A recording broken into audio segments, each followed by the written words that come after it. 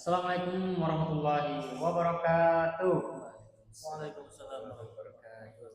Ya, di sini kami kelompok 9 akan membahas materi penyembelihan kurban dan akikah. Sebelum kita membahas materi itu, perkenalkan nama saya Muhammad Salim dan rekan saya Khalid Ahmad Ar-Rasyid dan rekan saya selanjutnya Muhammad Syarifajul Indra Mulia. Nah, jadi di sini kita akan membahas materi penyembelihan kurban dan akikah. Nah, jadi yang materi pertama penyembelihan. Nah, itu untuk saya sendiri. Jadi saya akan menjelaskan apa itu penyembelihan. Jadi penyembelihan ini adalah suatu proses mematikan hewan. Namun kita dalam Islam dengan cara yang sudah dianjurkan oleh Nabi Sallallahu Alaihi Wasallam sesuai syariat. Nah, adapun dasar hukum penyembelihan ini ada di Al-Maidah ayat 3. Serta hukum-hukum penyembelihan yang pertama itu adanya penyembelihnya.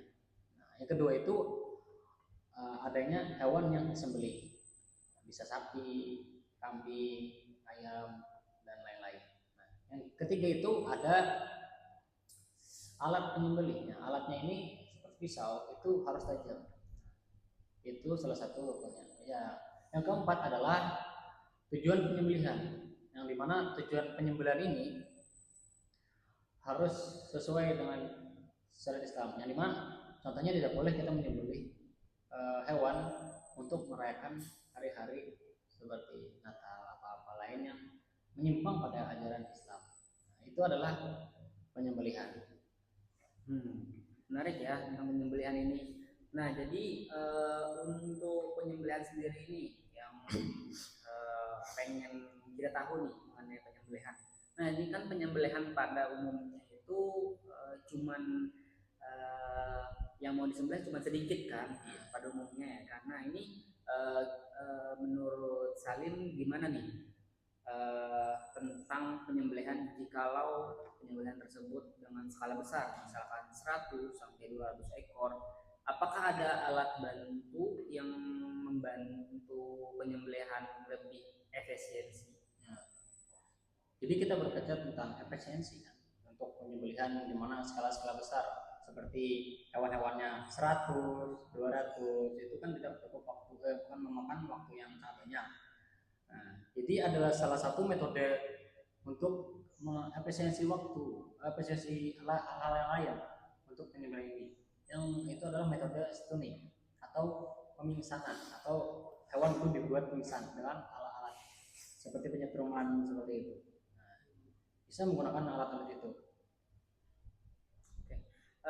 Kalau misalkan nih stunning tadi ya, stunning ya mungkin ya, itu penyentruman itu mungkin boleh dijelaskan lebih lanjut, misalkan dari mana tahu atau ada penyembelihan sebelum penyembelihan itu di stunning dulu ya, apakah ada mengikuti negara-negara maju ataukah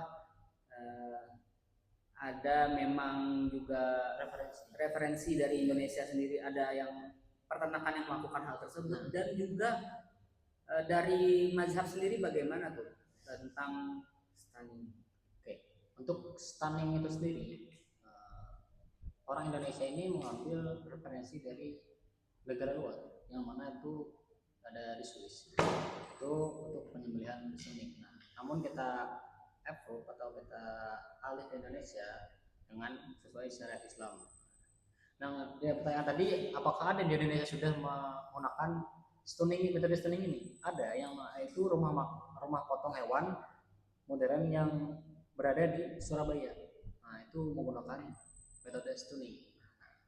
Adapun dasar kalau kita berkaca dengan dasar hukum, nah dasar hukum dan ketentuan ini ada dipatokan oleh MUI yaitu nomor 20 tahun 2009, yang dimana fatwa MUI ini memperbolehkan stunning dengan syarat-syarat ketat.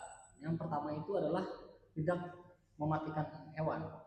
Jadi ketika masa pemisahan hewan itu agar hewannya tidak sampai mati itu diperbolehkan.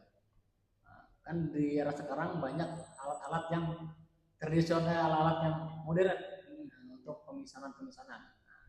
Namun syarat ini alat-alat tersebut tidak sampai mematikan, hanya sampai memisahkan. Itu salah satu syarat utama.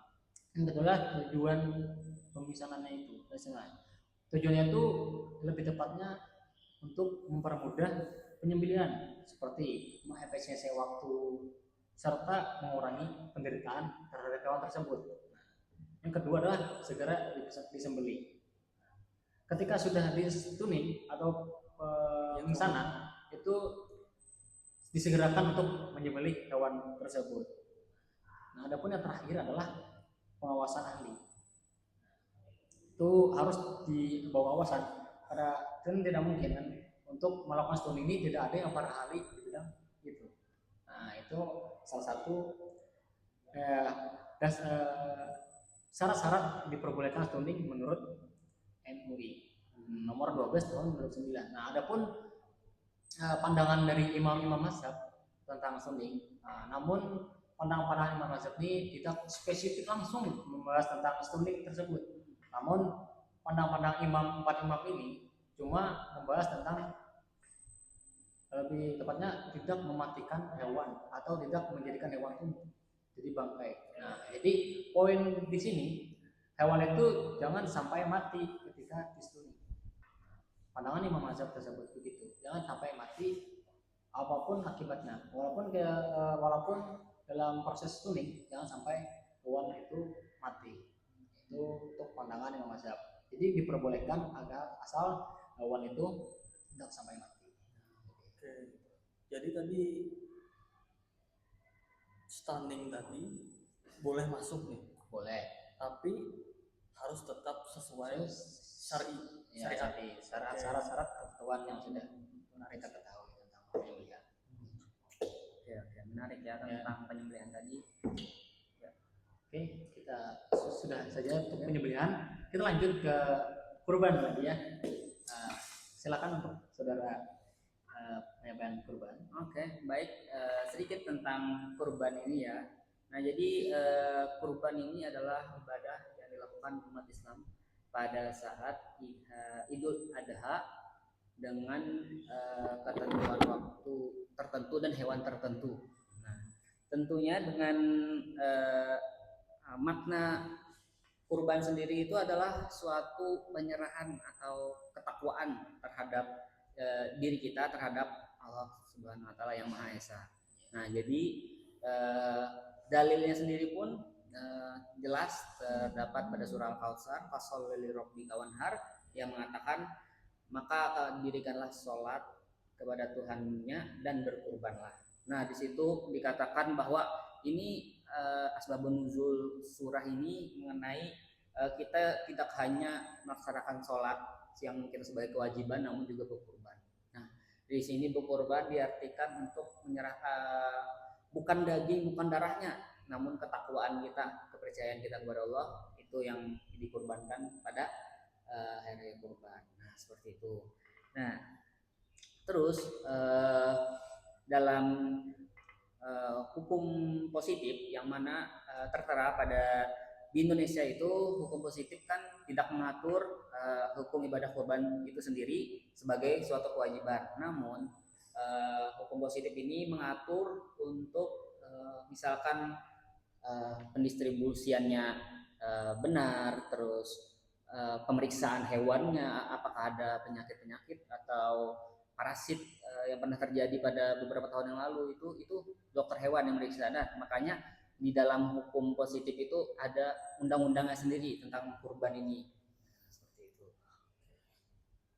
Oke, lanjut ke ada beberapa yang saya baca tentang kurban itu bagaimana menurut Anda masalah bukan masalah sih, ketetapan yang seekor sapi bisa digunakan untuk 7 orang.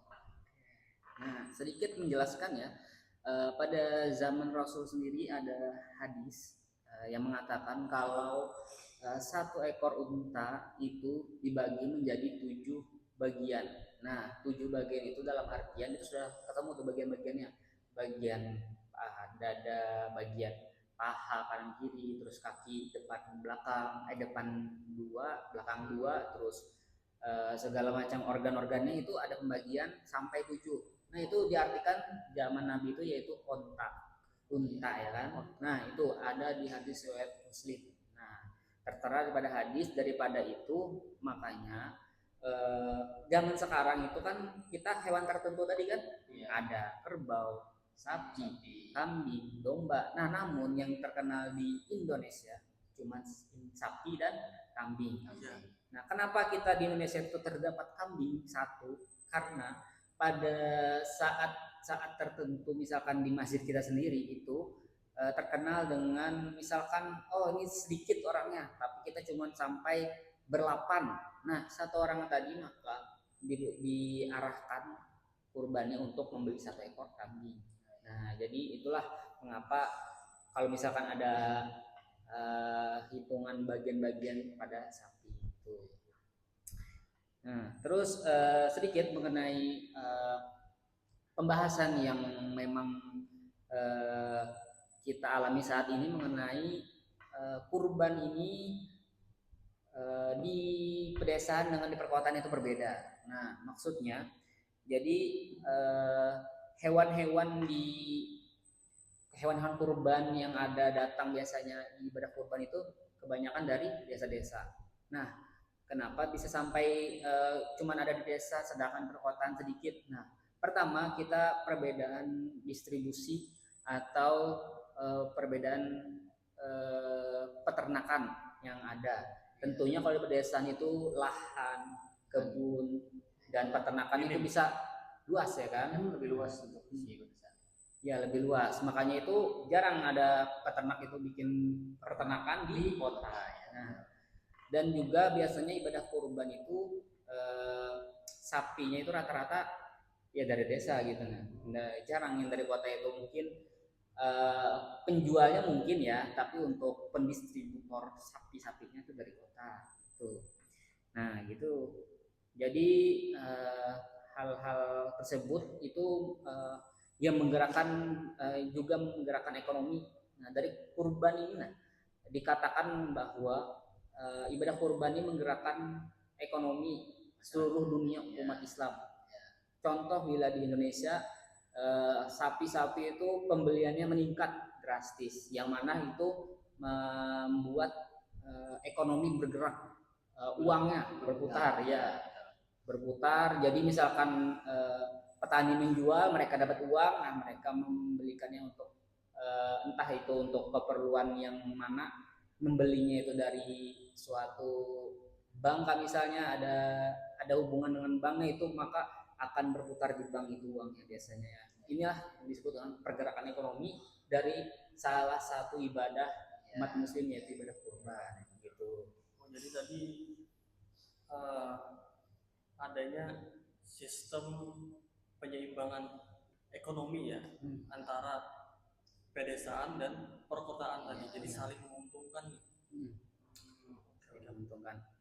Luar biasa ya dampaknya tadi. Dampak dari ibadah kurban ini. Iya. Betul. Oke. Kita sudah membahas tentang penyembelihan dan kurban. Kita lanjut ke pembahasan akikah itu sendiri. Iya. Kan gak etis kan kita membahas banyak penyembelihan, kurban, namun salah satu materi ini tertinggal. Iya, akikah.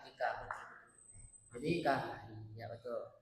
Ini tidak lepas dari penyembelihan ya kan? Lepas dari Dan penyembelihan. juga tidak lepas dari apa kata orang-orang itu kan istilahnya identik dengan kambing tuh, kita datang ke akikahan makan kambing. Iya, Nah, sering terjadi di iya. kampung-kampung. Nah, itu menurut Irap gimana tuh tentang Tentang akikah? kapan waktu pelaksanaan akikah tersebut itu? Siapa tahu kita setiap bulan Siapa- tuh ada jadwal tertentu kan? Ada jadwal tertentu atau ada waktu-waktunya. Oke. Sebelumnya kita harus tahu dulu nih definisi akikah itu. Akikah ini adalah intinya penyembelihan yang dilakukan ketika anak ini lahir ke dunia sebagai bentuk rasa syukur, rasa terima kasih atas kelahiran anak ke dunia kepada Allah. Subhanallah, ya. Oke. Nah tadi kita bicara soal waktu nih, waktu akikah. Para ulama itu banyak berpendapat soal waktu ini. Pendapat ulama yang kita pakai ini kan kita memakai 4 mazhab yang kita yakini. Ya, betul. Kita boleh memilih salah satunya. Nah, dari pendapat Imam Hanafi dan Imam Hambali, beliau berdua ini mengatakan waktunya itu fleksibel. Artinya mereka ini memperbolehkan akikah ini dilakukan kapan saja. Waktunya itu ya selama anak ini usianya belum balik. Itu pendapat dari Imam Hanafi dan Imam Hambali. Oke. Nah, sedangkan dari Imam Syafi'i, imam yang banyak dianut Di masyarakat kita di Indonesia, ini ya. masyarakat kita, oke. Beliau mengatakan mazhab Syafi'i ini banyak memberi ruang. Artinya akikah ini ketika usianya ini sudah mencapai balik, melakukan akikah ini sudah mencapai usia balik, Ya. itu tetap bisa dilakukan, Bisa dilakukan tuh akikah. tapi untuk dirinya sendiri. Artinya tanggungan orang tuanya ini sudah lepas, bukan dari tanggungan orang tuanya lagi nih. Jadi tanggungan dirinya sendiri. Nah, itu dari ya. pendapat mazhab Syafi'i. Nah, sedangkan lagi dari mazhab Maliki, beliau ini sangat ketat. Beliau hanya membatasi sampai 21 hari saja. Ya, 7 hari, 21 hari. Sudah. Kalau lewat dari itu Udah tidak bukan dianggap akikah lagi. bukan dinyatakan sebagai akikah lagi. Ya. Nah, jadi syariat kita ini sebenarnya memberikan kemudahan sesuai dengan kemampuan ya keluarga yang Kemampuan finansial. ya kemampuan finansial keluarganya. Jadi kita boleh memilih memakai pendapat yang mana dari keempat mazhabnya tadi. Itu dia. Dan kalau kita bicara hukum akikah ini, para jumhur ulama mengatakan itu hukumnya sunnah muakkadah, artinya sunnah yang sangat dianjurkan. Sangat dianjurkan ya. Bagi orang tua baru di luar sana Ya, yang sangat bahagia dengan Iya. kelahiran anak tersebut. Ya, Wah, sebagai ungkapan rasa syukur, rasa terima kasih atas kelahiran anak. Berarti kita sudah membahas 3 materi ini, yang mana tadi kita membahas pertama penyembelihan, yang dimana sudah kita bahas masalah di era sekarang, masalah seni itu diperbolehkan ketika penyembelihan itu tidak mematikan hewan tersebut.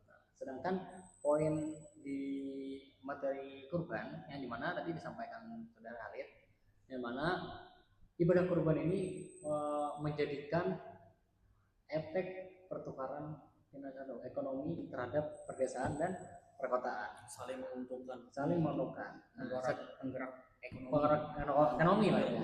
Sedangkan akikah tersebut ya permasalahannya di waktu tersebut. Nah, sedangkan sudah dijelaskan oleh saudara tadi, dari 4 imam mazhab ini memiliki pemikiran yang berbeda-beda. Yang mana tadi Imam Syafi'i yang lebih fleksibel membolehkan ketika lebih pada balik boleh mengakiahi diri sendiri. Setuju itu, betul sekali. Nah, mungkin itu aja diskusi singkat dari kami. Semoga memberikan pemahaman yang lebih komprehensif bagi yang mendengarkan, tentunya mengenai 3 materi kami tadi. Ya, mungkin itu saja dari kami. Kami izin mundur diri. Billahi taufiq wal hidayah. Fastabil khairat. Wassalamualaikum warahmatullahi wabarakatuh. Keren. 20 menit.